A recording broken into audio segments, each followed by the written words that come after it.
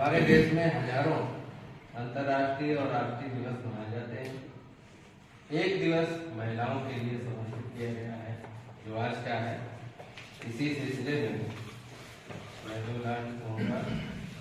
प्रेम अधूरा औरत के बिना, मान अधूरा औरत के बिना, घर अधूरा औरत के बिना, संसार अधूरा औरत के बिना, और सब कुछ अधूरा औरत के बिना। तो ये एक सामान्य बुराई है। इसको लोगों ने क्या बना लिया? शौक बना लिया, एक संस्कृति का हिस्सा बना लिया, कल्चर बना लिया कि पार्टी होगी तो कुछ होना चाहिए। पार्टी का मतलब यही दारू, पार्टी मतलब यही चिलम, पार्टी मतलब यही दुर्गंध नहीं। तो ये सारी चीजों को खत्म करने के लिए आज हम लोग संकल्प ले रहे हैं। मुझे पूरा विश्वास है कि आप इस संकल्प के साथ अपने घर में, अपने परिवार में, अपने मोहल्ले में, अपने गांव में जाकर के प्रसारित करेंगे कि दारू पीना या दहेज लेना, जो भी सामाजिक बुराई है, इससे हम लोग बचे। ठीक है? और जो मांगे उससे को भैया राम राम, हमारे पिता के पास इतना पैसा नहीं कि तुम्हें 10 लाख रुपए देना है किसी को, तो बेटी के भविष्य निधि में डाल दें, ताकि कभी संकट आए तो बच्ची के काम आएगा। ठीक है? तो ये सारी चीजें इसी को ध्यान में रख के कार्यक्रम करे जा रहे हैं। तो मुझे पूरा विश्वास है कि आप लोग करेंगे। सबसे पहले हम लोग दहेज मुक्त भारत के लिए प्रतिज्ञा करेंगे। ठीक है? मैं पढ़ूंगा, आप लोग दोहराएंगे। मैं प्रतिज्ञा करता हूँ कि विवाह के पवित्र बंधन को दहेज रूपी सौदे से मुक्त रखूंगा। स्वयं दहेज न लूंगा और ना ही दूंगा। दहेज लेने वालों और दहेज देने वालों का विरोध करूंगा और लोगों को इसके दुष्परिणामों से अवगत कराऊंगा। अपने परिवार, मित्रों और समुदाय को दहेज प्रथा के खिलाफ जागरूक करूंगा। पारिवारिक संबंधों की मधुरता के प्रति संवेदनशील होने का दायित्व बोध कराऊंगा। अपने जीवन में पूरी निष्ठा और ईमानदारी से भारत को एक दहेज मुक्त समता मूलक जिम्मेदार और स्वस्थ विचारों का पोषक समाज बनाने के लिए प्रतिबद्ध रहूंगा। जय हिंद। अब इसके बाद दूसरी जो शपथ है, नशा मुक्त और भारत के लिए प्रतिज्ञा। ठीक है? 2 मिनट खड़े होकर मनन जरूर करें। और ये हार्दिक सम्मान होगा, क्योंकि चैरिटी बिगिंस एट होम। घर में महिलाओं के योगदान को जब तक आप प्रश्रय नहीं दोगे, महिलाओं का सम्मान बढ़ नहीं सकता। क्योंकि लेखनी और साहित्य के माध्यम से सिर्फ एक जगह की दूसरी जगह की हम लोग सिर्फ कहानियां पढ़ते हैं, लेकिन महिलाओं की रेटिंग को सही रूप से स्थापित करने के लिए 2 मिनट तक आंखें बंद करके अगर मौन रख के ये सोचेंगे हमारे घर में महिलाओं के किस तरह के रोल हैं, ये एक तरह से बड़ा सम्मान होगा और सभी घरों की महिलाओं का सम्मान होगा। और अगर हम इस तरह से घर की महिलाओं का सम्मान पहले प्रारंभ करें तो सभी महिलाएं सम्मानजनक स्थिति में होंगी। इसलिए मैं चाहूंगा, आप लोगों से अपील कर रहा हूं कि 2 मिनट खड़े होकर अपने घर की महिलाओं को जरूर सोचिए। इसमें माता पिता बुआ सभी लोग सम्मिलित हों। मैं अपना नाम लो। प्रतिज्ञा करता हूं कि किसी भी प्रकार के नशे अथवा मादक पदार्थ का सेवन न स्वयं करूंगा न अन्य को प्रोत्साहित करूंगा। नशे से शरीर मानसिक और सामाजिक दुष्परिणामों के बारे में परिवार मित्र समाज जन को जागरूक करूंगा। किसी भी प्रकार के नशे के व्यापार की जानकारी मिलने पर मैं प्रशासन को इसकी सूचना दूंगा और कानूनी कार्रवाई का समर्थन करूंगा। मेरा भारत देश एक नशा मुक्त एक स्वस्थ प्रगतिशील और समृद्ध राष्ट्र कहलाए। इसके लिए पूर्णतः प्रतिबद्ध रहूंगा। जय हिंद, जय भारत। कोई भी समाज, कोई भी परिवार बिना नारी उत्थान के उत्थान नहीं कर सकता। जिस घर में बेटी पढ़ी लिखी होती है और वो पढ़ी लिखी बेटी जब दूसरे घर में जाती है तो वो घर बौद्धिक रूप से बहुत ही समृद्ध हो जाता है और उसका रहन सहन भी बदल जाता है। देखो, हम लोग एक व्यवहारिक बात करते हैं। घर में आप लोग गांव में रहते ना, तो गांव में आप देखेंगे कि दो भाइयों की शादी हो और एक जो भाई की पत्नी हो वो अशिक्षित हो, अनपढ़, और एक पढ़ी लिखी आए, रियल पढ़ी लिखी हो, ऐसी पढ़ी लिखी ना हो जैसे रसूलपुर रूरी पढ़ रही है, वास्तविक रूप से पढ़ा हो, किताब पढ़ी हो, अध्ययन किया हो, सीखा हो, ठीक है, ऐसा असली वाली पढ़ाई हो, ये डिग्री वाली नहीं। तो जब वो पढ़ी लिखी हो और जब वो काम करते हैं दोनों के काम की डिजाइन आती है। जैसे घर में ही दो बहनें हैं, एक पढ़ी लिखी एक नहीं पढ़ी लिखी, तो आप जूता उतारते ना, एक देखो एक पढ़ा लिखा जूता उतारता है तो वो बहुत कायदे से जूता दोनों रखता है, गेट के बाहर एक बराबर जूते का रखता है। उसके कमरे की सफाई देखेंगे, उसके बिस्तर की सफाई आप देखेंगे, उसके रहन सहन की आप देखेंगे।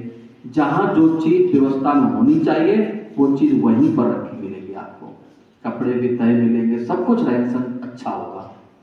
और जो अनपढ़ लोग होते हैं, बिना पढ़े लिखे, उनके रहन सहन को आप देखिए, पहले की बात छोड़ दो, आज की मैं बात कर रहा हूँ वर्तमान में, तो उनका रहन सहन, एक चप्पल कहाँ पड़ी यहाँ और एक दूसरे दरवाजे कहाँ उतरी पड़ी है, तो कहीं आधे बरंडे चप्पल पड़ी होगी, कहीं पर धोती होगी, तो कहीं पर ब्लाउज पड़ा होगा। कोई मतलब व्यवस्था नहीं। व्यवस्थित जीवन जीने के लिए शिक्षा बहुत जरूरी है और हमारा भारतीय समाज में शिक्षा नारियों के लिए इसीलिए अनिवार्य बताई गई कि जहाँ पर शिक्षा होती है वहाँ पर, देखो एक मैं छोटा सा उदाहरण बताता हूँ। सूरदास जी ने सूरसागर लिखा और उसमें एक भगवान कृष्ण और गोपियों के प्रेम को सामने रखा था। जब बहुत दिन हो गए, भगवान कृष्ण की कोई खबर नहीं मिली, उधर गोपिकाएं भगवान कृष्ण के वियोग में अपना जीवन जी रही थी और दिन रात उन्हीं के स्मरण में रहते थे। बहुत दिनों के बाद भगवान को याद आई, अपने ब्रजमंडल की गोपिकाओं की याद आई, माता पिता की याद आई, गांव गलियों की याद आई, तो उन्होंने अपने प्रिय मित्र उद्धव जी को संदेश देकर के भेजा। जानते हो कितने पत्र थे? एक चिट्ठी मात्र नहीं थी, माता पिता के लिए एक पत्र बनाया गया, एक पत्र अपने सखाओं के लिए लिखा गया था, एक पत्र गांव के लोगों के लिए लिखा गया था और एक जो खास पत्र था वो 16,108 गोपिकाओं के लिए एक पत्र लिखा तो 4 चिट्ठी थी उद्धव जी के पास, और सभी का भगवान कृष्ण ने क्रम दे दिया था कि पहले कहाँ जाओगे, भगवान माता पिता के पास जाओगे। तो नंबर 1 ये चिट्ठी का वाचन करना है। अच्छा, पहले शिक्षा इतनी थी नहीं ना, बहुत सारे लोग पढ़े लिखे थे। तो फिर नंबर 2 ग्वाल मंडली में जाओगे, नंबर 3 सखाओं के पास जाओगे, अंत में आप गोपियों के पास जाओगे, क्यों ब्रह्म ज्ञान तो वही मिलना था। तो जब वो चिट्ठी गई तो अब गोपिकाओं को चिट्ठी पढ़ना नहीं आता था। भाई अभी भी गांव में लोग कहाँ से ज्यादा पढ़े लिखे हैं, नहीं पढ़ पाते। कोई चिट्ठी आगे इधर लोग लेके जाते हैं, भैया पढ़ना इसमें क्या लिखा है। पहले की माताएं इतनी पढ़ी लिखी नहीं थी भाई, हम ही लोगों को हमारी माँ बैठा के लिखाती थी, भैया गिरी चिट्ठी कि बैठो, ये हम बोलते जाए तुम लिखते जाओ। पोस्ट कार्ड, अंतरदेशी ऐसे काम होते थे। जब गोपिकाओं के पास उद्धव जी पहुंचे तो उस चिट्ठी को देख करके ही गोपिका इतनी भावुक हो गई थी कि वो चिट्ठी छीन ली और रो रो के श्याम की पाती श्याममय भी, यानी कि आंखों से वो आंसू गिर करके और काली स्याही से लिखी गई थी, पूरी पुत गई, स्याह हो गई, और गोपियों ने छीना झपटी में उसके टुकड़े टुकड़े कर लिए थे। अब ये सब भावुकता की बात थी, तो गोपियां इतनी भावुक हो गई थी भगवान कृष्ण के लिए, रो रो के बेहाल। कुछ देर बाद हम लोग क्या करते हैं, दुख में होते थोड़ी देर रोते हैं, फिर धीरे धीरे सांत्वना मिलने लगती है। तो गोपियां थोड़ा अस्वस्थ हुई, फिर उद्धव जी से कहा कि उद्धव जी भगवान कृष्ण कैसे हैं, क्या हैं। तब उन्होंने कहा कि चिट्ठी थी उसमें सारा हाल लिखा था, वो तो तुम लोगों ने नष्ट कर दी। तब उनका ध्यान गया कि वो चिट्ठी महत्वपूर्ण थी। तब उन्होंने उसको उठाया और गोपिकाओं ने उनके टुकड़े टुकड़े जोड़ के फिर से रखा इसे। अब मुझे तो आता ही नहीं पढ़ना, मैं तो बिना पढ़ी लिखी हूं, अब इसका वाचन करो महाराज। तब उद्धव जी ने उसका वाचन किया। अगर पढ़ी लिखी होती तो शायद वाचन करने के लिए उद्धव जी को न पूछती। बात समझ रहे हो, कोई भी आपसे साइन करा लेगा। पहले लोग आते थे, कहते थे ऐसा करो यहां लिख दो अपना नाम, पूरे कागज पे साइन करा लिए, क्या लिखा लिया क्या नहीं लिखा लिया क्या पता था। तो शिक्षा की महत्वता हर युग में रही नारी की। कहने का तात्पर्य यह था इस कथा के पीछे, अगर वो पढ़ी लिखी होती तो शायद आज वो चर्चा न होती, लेकिन उनकी जो भक्ति का भाव था वो सर्वोच्च था। हर समय भगवान कृष्ण को देखते थे। तो नारी का महत्व एजुकेशनल क्षेत्र में भी, शिक्षा के क्षेत्र में भी हर युग में रहा और हर समय वो प्रासंगिकता से समाज को आगे ले गई। वो जो मैं बता रहा था मैंने अभी निकाला है, एक छंद है जयशंकर प्रसाद जी का, नारी तुम केवल श्रद्धा विश्वास रजत नग पग तल में पीयूष स्रोत सी बहा करो जीवन के सुंदर समतल में, सुंदर समतल में। यानी कि नारी को श्रद्धा बना दिया, श्रद्धा का पात्र, आदर का पात्र बना दिया जयशंकर प्रसाद जी ने। वहीं पर जब मैथिली शरण गुप्त आते हैं और यशोधरा जैसे महाकाव्य को लिखते हैं, वहां पर उसने श्रद्धा का पात्र नहीं बनाया। वहां पर मैथिली शरण गुप्त ने नारी को संघर्ष का प्रतीक बना दिया। वहां पर नारी एक राजा से लड़ जाती है, सखी वो मुझसे कहकर जाते तो क्या मैं उन्हें पकड़ लेती। यही उन्होंने बड़ा विश्वासघात किया है मेरे स्वामी ने। यानी कि जो भगवान गौतम बुद्ध, सिद्धार्थ महाराज भगवान बुद्ध के रूप में जाने जाते हैं, सिद्धि के लिए चले गए थे, उन्होंने चुपके से गए थे, रात में सोता हुआ छोड़ गए थे। इसी पर पूरे नारी अधिकार की बात हुई। और फिर आप साकेत को पढ़ें, साकेत ने भी उर्मिला को संघर्ष करना पड़ा। कहा कि वहीं पर मैथिली शरण गुप्त ने लिखा है, वहीं पर जब जिज्जी मतलब सीता जी, बड़ी बहन को जिज्जी कहते हैं, वो सीता जी जा सकती राम के साथ, तो मैं क्यों नहीं जा सकती थी अपने प्रीतम लक्ष्मण के साथ। मुझे बताया तक नहीं लक्ष्मण ने कि मैं एक बार पत्नी को बताया तो जाता है भाई मैं बाहर जा रहा हूं, ये करने जा रहा हूं, वो करने जा रहा हूं। लक्ष्मण उर्मिला के पास बताने तक नहीं गए कि मैं राम अपने भाई की सेवा में 14 वर्ष के लिए जा रहा हूं। हिंदी साहित्य में नारी सशक्तिकरण जो है आधुनिक काल में मैथिली शरण गुप्त के माध्यम से आया। उन्होंने जो संघर्ष हमारी भारतीय नारियों को दिलाया स्थान, वो मैथिली शरण गुप्त की देन है। तो महाकाव्य साकेत और यशोधरा, दोनों में आप देखें नारी संघर्ष की कथा है, और दोनों अपने आप को आगे लेके खड़ा कर देती हैं, और वहीं से नारी सशक्तिकरण की कहानी शुरू होती है। आज हम लोग यहाँ पर चर्चा कर रहे हैं इसी बात पर। अब मैं कोई भी छात्रा हमारी बोलना चाहती हो, अमित जी आ जाएंगे, और उस बच्चे बोलना चाहते हैं वो यहाँ पर अपना भाषण देंगे। समय सीमा को ध्यान। नारी की अमर भक्ति जहर से भर नहीं सकती, झांसी वाली रानी हूं वो किसी से डर नहीं सकती। मदर टेरेसा कल्पना हो या किरण मेरी, असंभव क्या है दुनिया में जो महिला कर नहीं सकती। सम्मानित मंच को असंख्य नमन। आदरणीय प्राचार्य महोदय, सम्मानित शिक्षकगण व प्यारे छात्र छात्राओं को हार्दिक अभिनंदन करता हूँ। आज इस अवसर पर मैं धन्यवाद देता हूँ जिन्होंने मुझे कुछ प्रस्तुत करने का मौका दिया है। आज 8 मार्च अंतर्राष्ट्रीय महिला दिवस के रूप में हम सब एकत्रित हुए हैं। आप सभी को महिला दिवस की हार्दिक शुभकामनाएं पेश करता हूं। बिजली चमकती है तो आकाश बदल देती है, आंधी उठती है तो दिन रात बदल देती है, जब गरजती है नारी शक्ति तो इतिहास बदल देती है। मित्रों, नारी की महिमा सृष्टि की उत्पत्ति से प्रारंभ होती है। आदि शक्ति के तीसरे नेत्र से ब्रह्मा विष्णु महेश का सृजन से चली आ रही है।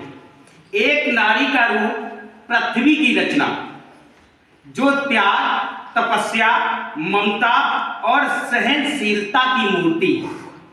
आदि शक्ति ने कामना का रूप लिया, जो सृष्टि का आधार बना। मां सरस्वती से ज्ञान है, और शब्द जब मंत्र बन जाता है तो उसमें दिव्यता आ जाती है। वाणी का जब विद्या से मेल हो जाता है तब वो कंठ की शोभा बन जाती है, और संसार उसे सुनने के लिए व्याकुल हो जाता है। वाणी अमृत वह सुगंध है जो ओठों पर आकर वातावरण को धन्य कर देती है। इन सभी शब्दों में महिला का ही प्रस्तुति है। बिना नारी के पुरुष मरुस्थल है, मरुस्थल में वर्षा एक नारी है, हरियाली ला देती है। पुरुष नारी शक्ति के बिना अपूर्ण है। पुरुष और नारी के मिलन से ही सृष्टि है। जिस प्रकार पुष्प का सुगंध से, विश्वास का श्रद्धा से और प्राणों का श्वास से संबंध है, उसी तरीके से हमारे जीवन में नारी का संबंध है। प्राकृतिक रूप से नारी सुंदरता की मूर्ति और शक्ति का स्रोत है। आंतरिक रूप से नारी में आकाश की विशालता, व्यापकता, उदारता, पृथ्वी की सहनशीलता, लहरों की तरलता और फूलों की कोमलता के साथ ही मातृत्व की ममता और शक्ति है। हे नारी, आपके अंदर लक्ष्मी का वैभव, सरस्वती का ज्ञान और भगवती की शक्ति से ओतप्रोत है। नारी रचना में आप महान हो, पुरुष का श्रेष्ठ वरदान। तुम्हारी सहायता से जीवन से नवजीवन की परंपरा बनी है। नारी के रूप में प्रभु ने आधार बना दिया, जिसका सम्मान और अस्तित्व बनाए रखना है। नारी तन, मन और आत्मा के प्रति समर्पित रहती है, संतान के रूप में नाम देती है और इन सब के बदले आपसे स्नेह और उचित सम्मान की आशा करती है। आपके सम्मान में विशाल धरती की ओर झुकता हुआ आकाश, सागर की तरह नदियों को समेटना नारी का ही सम्मान है। जय नारी शक्ति। मैं चाहता हूं कि अंतरराष्ट्रीय महिला दिवस को भी अगर अंतरराष्ट्रीय घंटा के रूप में, अंतरराष्ट्रीय मिनट के रूप में और सेकेंडों के रूप में मनाना चाहिए। जय नारी शक्ति। बहुत बहुत धन्यवाद।